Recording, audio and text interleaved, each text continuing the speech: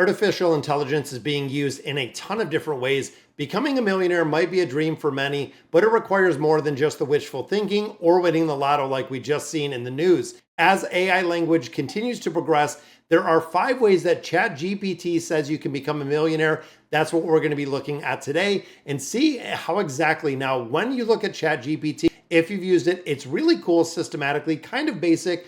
But when they analyze countless stories and financial strategies, the 5 most effective ways, starting with number 1, is investing in yourself. Now, education and self-improvement is, of course, the basis for financial success.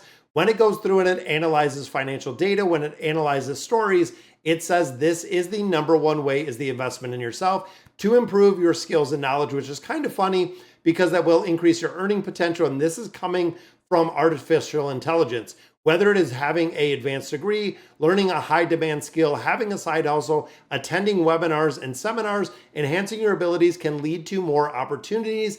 And even a computer knows this. Digital revolution has made it really invaluable. When you start thinking of Python, Java, JavaScripting, you can have so many different ways, get a lot of Google certifications, even certifications in artificial intelligence itself, which of course people are looking for programmers, developers, and really the utilization and integration of artificial intelligence into a lot of different businesses. Now, the second most popular that we see is starting a business. So entrepreneurship is a path to proven wealth. Now, we know this when you look at a lot of individuals that started their own business, finding their own niche, really solving a problem, which is interesting because that's what Shark Tank kind of focused on, is looking for individuals that are going to solve a problem and building an entire business around it, making them an entrepreneur. Now, of course, this comes with probably one of the absolute highest risks that we see. A lot of people that do start businesses go out of business, bankruptcy, a lot of collections. We have seen it even with our former president, Donald Trump, that there has been a lot of businesses that really try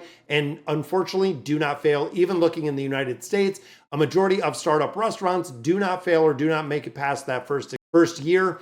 And of course, this goes hand in hand with our first skill. Skills in entrepreneurship, marketing, leadership, really building and managing a successful business. The more that you're investing in yourself, the more in turn you can invest in your business. And of course, number 3, investing wisely. This goes right back to investing within the United States has made more millionaires than any other method because you can diversify your investment across those ETFs, or even if you're looking at stocks, bonds, real estate, other assets, you can spread your risk to increase the potential returns that you can see. And of course, when you look at long-term investment strategies, when you take the advantage of compounding interest, even artificial intelligence knows it is the best way to do it, is having money, investing money over the long term will get you those results of compounding interest. Even if you're putting a couple $100 in there a month, when you start looking over the course of 40 years, you're talking millions or multiple of millions, depending on the return that you're getting out of there. Number 4, living below your means. So going right back to Dave Ramsey and the living below your means, frugality is a common thread and trait among millionaires. That is right. If you make more money than you spend, you have money to invest. Going back to, again, the investment piece of investing wisely, if you're keeping money, if you're living below your means, it is giving you more money to invest. It is giving you more opportunity elsewhere because all of your money is not being eaten up by bills, by interest, by debt itself. If you create and live below your means, really avoiding lifestyle inflation, lifestyle creep, keeping up with the Joneses, whatever it is, there is really a fundamental way to do this is if you're making X amount of dollars minus whatever you do have to pay, gives you the bucket left. Now, of course, that very last bucket could be used for a lot of different things. It could be the way to get debt repayment. It could be building up the emergency fund. You could have extra money to invest. That could be your child's education, the dream vacation you've always wanted to take, buying a first house, saving for a wedding. There are so many ways you can do this. Now, the flip side of this, if you're living outside of your means, chances are that is not something that you're going to be able to sustain. This can also add an incredible layer of stress when it comes to being able to actually track your budget and be financially well off and living financial independent when you start prioritizing your needs over want and avoid accumulating high interest debt. Now, of course, when it comes to debt itself, high interest debt is the absolute biggest detrimental thing that you can do.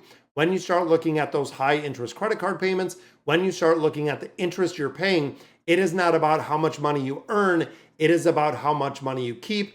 And again, I've challenged you before and I'll say it again. Go through your statements. Look at your mortgage, look at your auto loans, your unsecured loans, any student loans, any debt that you have, all of your credit card debt, any debt you have in your entirety, total it up and see in a 30-day window, so in one statement cycle, exactly how much interest you're paying within those 30 days. That is going to be the indicator, and you want to try to get that interest down as far as possible and essentially over time get it to zero where you're not paying interest. If you're paying $1 in interest, $100 in interest, $1,000 in interest, every dollar you're paying to a financial institution, every single dollar that you're paying is a dollar you don't have to invest. It is a dollar you don't have to save.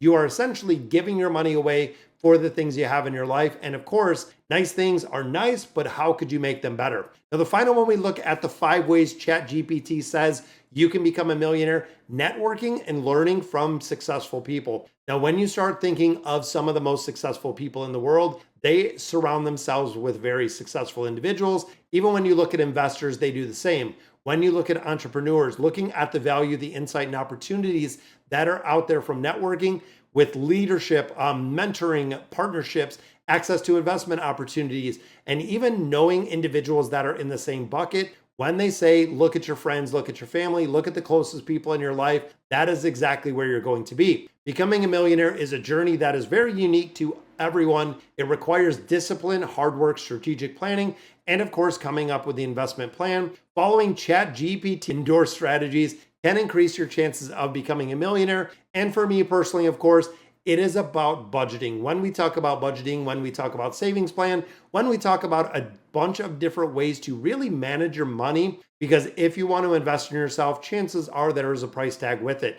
When you're starting a business, when you're looking to invest, you have to have the capital, you have to have the money, which of course can come from living below your means, but ultimately knowing people, networking, and being successful while budgeting your own money will make a game-changing difference for the rest of your life.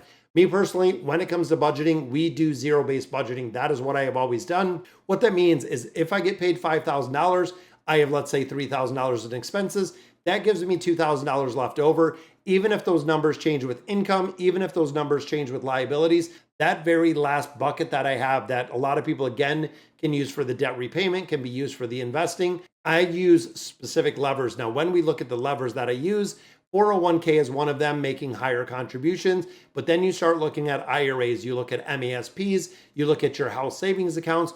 When you start looking at brokerage accounts, that $2,000 that I have left over every single month has a place that it's allocated, meaning my budget is going right to a zero every single month. Every dollar is accounted for, every dollar is allocated for, and that is how I have built wealth, and that is how I have built the investment portfolio that you do see in the other videos, making a big game changer. But of course, if you're in lieu or really don't believe what ChatGPT says, go ahead and do the search yourself and see what it tells you, and let me know in the comments if you do get the same results, and I'll catch you in the next video.